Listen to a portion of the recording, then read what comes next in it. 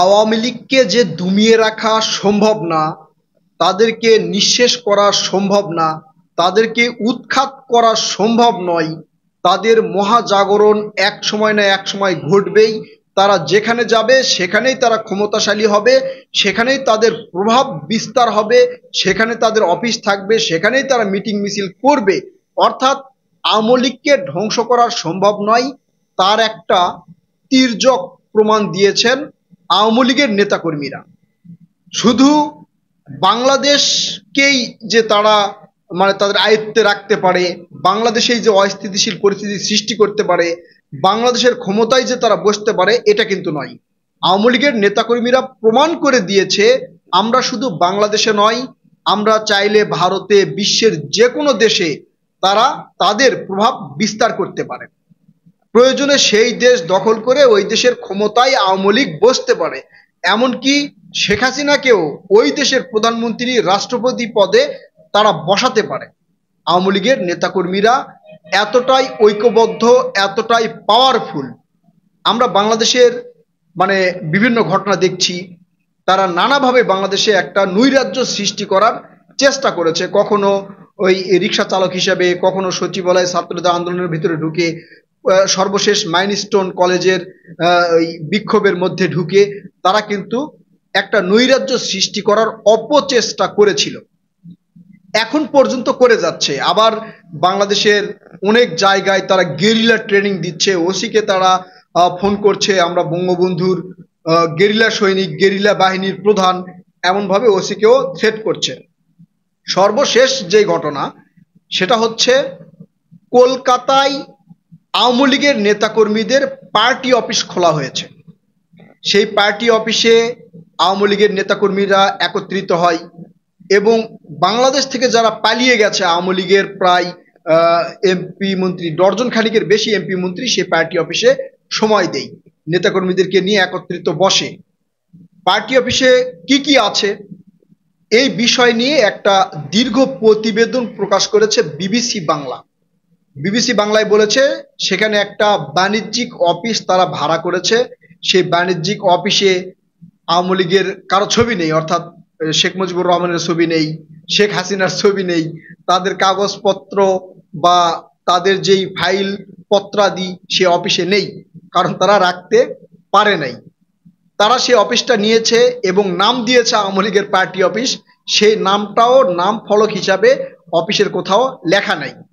তাদের জন্য একটা রুম দরকার ছিল, এক জায়গায় বসে একটু কানা ঘষা করবে, কিভাবে অস্থিতিশীল পরিস্থিতি সৃষ্টি করা যাবে, কার মাধ্যমে কাকে হুমকি দেওয়া যাবে, বাংলাদেশে কিছু টাকা পাঠিয়ে কিছু টোকায় টোকায় ভাড়া করে যে এক জায়গায় হামলা করানো যাবে, এই আলোচনার জন্য একটা অফিস তাদের দরকার ছিল। সেই অফিসটা তারা কলকাতায় করতে সক্ষম হয়েছে। এখানে বিবিসির প্রতিবেদনে বলা হয়েছে যে বাংলাদেশের আওয়ামী লীগের যারা এমপি মন্ত্রী ছিল তার প্রায় ডর্জন খানিক সেখানে বসে এবং বিভিন্ন জেলা উপজেলার মেয়র, কমিশনার, চেয়ারম্যান, মেম্বার, বিভিন্ন নেতৃত্ববৃন্দ যারা ছিলেন তারা সেখানে গিয়ে বসেন।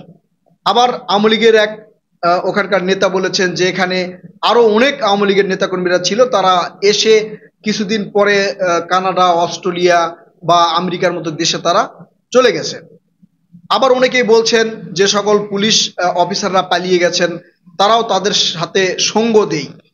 তার মানে আওয়ামী লীগের বেশিরভাগ নেতাকর্মীরা কলকাতা এবং কলকাতা সংলগ্ন আশেপাশে যেসব এরিয়া বা এলাকা আছে সেসব এরিয়া বা এলাকায় বাসা ভাড়া নিয়ে তারা থাকছে এবং সেখান থেকেই তাদের যে দল আওয়ামী লীগ সেটা তারা পরিচালনা করছে। এই ক্ষেত্রে শেখ হাসিনা সেই পার্টি অফিসে আসে কিনা বা তাদের সাথে যোগাযোগ করে কিনা এই বিষয়টা কিন্তু তারা বলেননি। যোগাযোগ যে করে সেটা কিন্তু আমরা দেখেছি virtually, WhatsApp group, Facebook group বা ইউটিউবে তিনি এসে ডিরেক্ট কলের মাধ্যমে কথা বলেছেন, সেখানে সরাসরি কথা বলেননি।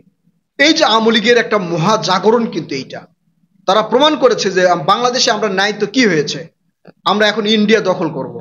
আমার যেটা মনে হয় তারা ওখানে পার্টি অফিস খুলেছে, এরপরে আরো পার্টি অফিস বাড়াবে, নেতাকর্মী সংগ্রহ করবে, বাংলাদেশ থেকে পাচার করার টাকা পয়সাগুলো দিয়ে কলকাতার কিছু লোকজনকে তারা ভাড়া করবে এবং সেখানে দিন দিন তাদের প্রভাব বিস্তার করবে।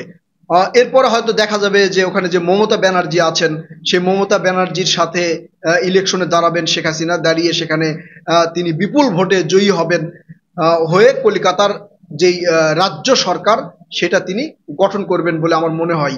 কারণ আওয়ামী লীগের নেতাকর্মীদের যে ব্যবস্থা, যে পরিকল্পনা, সেটা এখন কিন্তু বোঝা যাচ্ছে।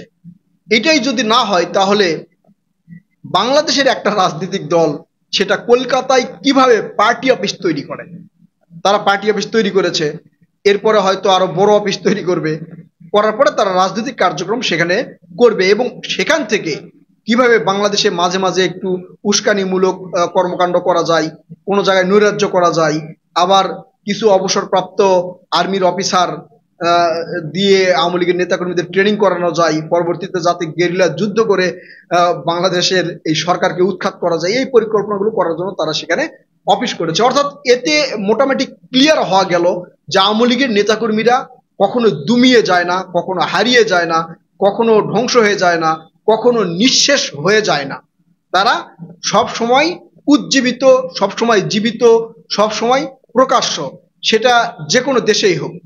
হয়তো কলকাতায় একটা অঘটন ঘটাবে, সেখানে একটু ধুমধারাক্কা খেয়ে অন্য একটা দেশে যাবে, সেই দেশে গিয়েও তারা কিন্তু তাদের প্রভাব বিস্তার করবে, তারা তাদের কার্যক্রম চালিয়ে যাবে। অর্থাৎ আওয়ামী লীগ যেখানে যাবে সেখানেই তাদের কর্তৃত্ব স্থাপন করবে, প্রয়োজনে ওই দেশ তারা দখল করবে।